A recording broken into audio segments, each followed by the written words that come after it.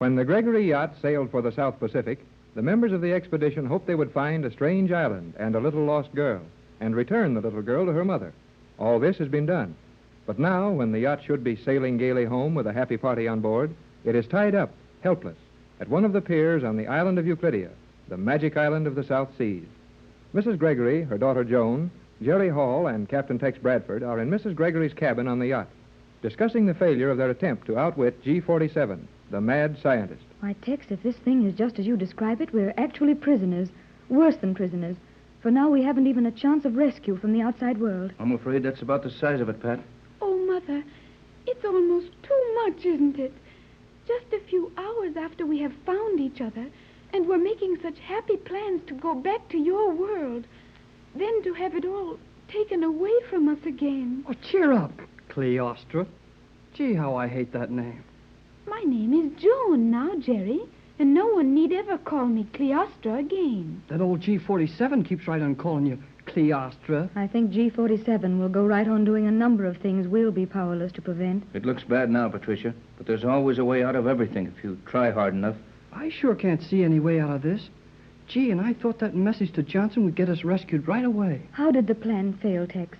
Have they done something to the radio that we can't communicate with Johnson? No, the radio is all right. Jerry talked to Johnson, and Johnson repeated the message back. That part of it was all right, but G-47 also heard the message, and he knows that I've instructed Johnson not to move in our rescue without orders from me. And unless we can find some other method of communication, those orders will never get to Johnson. But why, Tex? Why did you send Johnson such orders? Isn't there some way he could rescue us? That's what I couldn't figure out, Mrs. Gregory. I'm almost sure that it would be impossible to rescue anyone from this island. It would only mean the lives of everybody who tried it. You are right, Captain Bradford. They have weapons so terrible here that a big battleship just melts away and sinks within a few minutes, and without a chance to fire a shot. Its guns and engines all powerless. Joan, my daughter, you've just heard these men talking about what they think they can do, of course. Nothing like that has actually happened. I have seen it with my own eyes. A fine battleship sinking in 10 minutes. Everyone on board lost. And the only weapon used by the Euclideans was one of their larger ray guns, looking very much like one of your telescopes. Oh, Mother, even now you do not realize the awful power of things on this island. Golly whiskers. Gee, that sounds like the real thing, Tex. It is the real thing, Jerry. That's why I'm so hopeless about it all. Why, Tex, I've never seen you act like this before. You can't mean you're giving up, that there's no possible way to get off this island? No, I haven't given up. But there's no hope in any of the ordinary ways of doing these things. We've got to hit on some way of getting information to Johnson. Then he will have a chance to rescue us. What's that information, Captain? I'd rather not tell you, Jerry. At least not just now.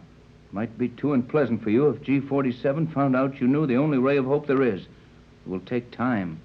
Days, weeks, maybe months. And until then, I want to keep that to myself. Then let's hope that guy never finds out how to read what you're thinking about. I suggest that we try to forget all this for a few minutes and act like human beings. Come and sit by me, Joan. I can hardly realize that after 14 long years, we're really together. Gee whiz. Look at that, Captain. At what, Jerry? At Joan and Mrs. Gregory. They look just alike, don't they? They sure do, son. And especially since Joan has a dress of her mother's own. I said that Joan would be pretty. Almost as pretty as you are, Mrs. Gregory. And she is, too. You're a sweet boy, Jerry. You've been good company for us on this trip. Aren't you glad we brought him, Tex? Yeah, as far as he's concerned. But I'm sorry to get anybody into this. Your dad'll be plenty worried about you, Jerry. Oh, no, he won't. He knows I'm with you. Well, right now, being with me is the poorest protection I can think of. Now, Tex, dear, don't start that again. We're all in this together because of Joan and me, and we'll all get out of it together. Don't worry any more about it. Please, dear. Mother, when you talk to the captain like that, you look at him so soft and different, and your eyes are so large and beautiful, and now your cheek is turning red. Mother, why does Captain Bradford look so uncomfortable? Oh, boy, oh, boy. What is the matter with you, Jerry? Oh, nothing. Jerry, you mustn't do that. I'm sorry. Mother, is Jerry not feeling well? he laugh when he says he is sorry? Joan, you're a very scientific young lady, and your knowledge is way beyond your years. But, well, the reason Jerry was laughing is... Yes, Tex. What is the reason? Look, Joan, what would you think if I called you dear? I should think it was very silly.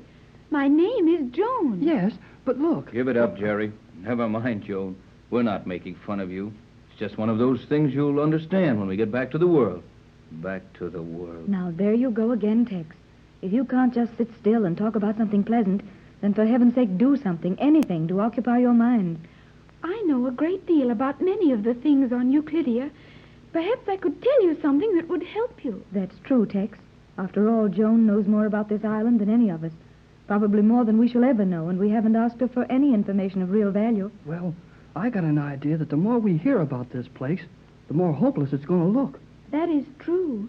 The more you see on this island and learn about it, the more you realize that the Euclideans are the most terrible and dangerous people in the world. Just the same, they must have overlooked something. And we'll find a method of communicating with our friends in the world outside. Tex, I just remembered something. Something that will help us out of this? At least it may help us to understand it. The old sailor's diary. I was to tell you about that pitiful old gentleman who thought he had escaped from here. What do you mean, thought he had escaped? He did escape. Of course he did, Joan. And he was picked up in the open sea and taken to a hospital somewhere. We heard about him on a shortwave broadcast. That's how we got the position of this island. And found you, my dear. What did you mean by that, Joan? He thought he had escaped. He was allowed to escape.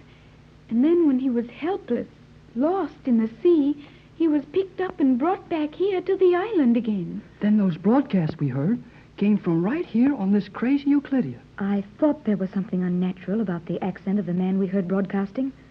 Someone from here, of course. G47 himself, I think. But why go to all that trouble with the poor old sailor? It was all a trap to get you here, Captain Bradford. I have heard your name many times, and Mother's too, although they never let me know it was my mother they were talking about. But what did they want to get the captain down here for? Oh, I know. That formula of yours, Tex. But why torture the poor old sailor? The broadcast would have brought us anyway. That was something I did not just understand. They did not talk too much in my presence, but it had something to do with the diary the old man kept. The scientists wanted it, and they never found it. That's it. G47 figured that if he allowed the old man to think he was escaping, the poor fellow would trot out the diary and try and take it with him. What was in this diary that made it so valuable? I am not sure, but the old sailor was allowed a great deal of freedom on the island, and I think he had found out the exact formulas and methods which made many of the Euclideans' greatest discoveries possible. And he probably had a complete map of everything contained on the island. G47 must have known and feared this. But the diary was never found? Never. I think it is still on the island, and although no one can think of any possible place to hide it. Oh, I should think those rays of theirs would look through everything and show the book up mighty quick. Sure. They can even look through cement and steel with those things. But not through the opaque cloth. The cloth of my dress, which you used tonight. Say, Joan, that dress of yours, when G47 came into the radio cabin and saw us with the dress, he didn't even look surprised. Said he knew we had it. Of course he did. You must have gone too near the door, Joan, and he saw you with my dress on. I think not, but how else would he know? He would know because I did not turn my dress in with the others to be destroyed. Turn it in to be destroyed? Destroy a lovely piece of material like that? Every day? Every evening. You have heard how we make a new dress every day in 300 seconds. You will see all that when G47 allows you to go through the laboratories. Well, why 300 seconds? Say 5 minutes, Joan. You're in our world now, and we aren't so busy, but what we can talk in minutes. Yes, my dear. You will do everything as we do it now. I like to do things your way, Mother dear. I'm sure glad you're on our side, Joan. You're going to make a great little sidekick for me. But I like you, Jerry. Why should I make a sidekick at you? Joan, dear. Oh, no. That's just my way of saying that you and I are going to get along all right. Your conversation is confusing to me, Jerry, with your many exaggerated idiosyncrasies of expression. Golly whiskers. That is what I mean. golly is what you call slang, is it not? Oh, I guess it is.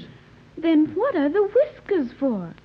I have learned that you use a great deal of slang because you're too lazy to speak correctly. But the whiskers on the golly, there's no sense to that, Jerry. Look, you win. I give up. Forget it. Don't look so worried, Joan. Jerry is just having a little fun with you. I thought I was, but I got a notion she's having some fun with me. I'm afraid Joan hasn't had much experience in having fun, Jerry. Euclidia isn't a funny place. No, Mother. Until you and Jerry and the captain came to this island, I had never heard anyone laugh as you do.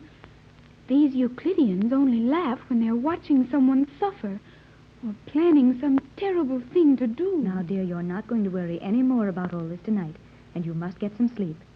Tex, you and Jerry say good night and go to your cabin.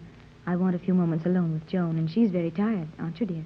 Oh, no, Mother. I am not at all tired. Oh, sure you are. Your eyes look like 2 fried holes in a blanket. Fried holes? In a blanket? How can you fry... Skip it. I'm sorry I started it. Good night, Joan. Good night, Mrs. Gregory. Good night, Jerry. Good night, Pat and Joan. Jerry will take turns with me on deck tonight, so don't worry. See you in the morning. Night. Good night, Tex, Jerry. Gee, Tex, they've got that funny yellow light all over the island again. You can hardly see. That's what we're up against, kid. That weird yellow light all over this island is a pretty good example of how much we can see of what's ahead of us. You're right, sir. We can't see a thing.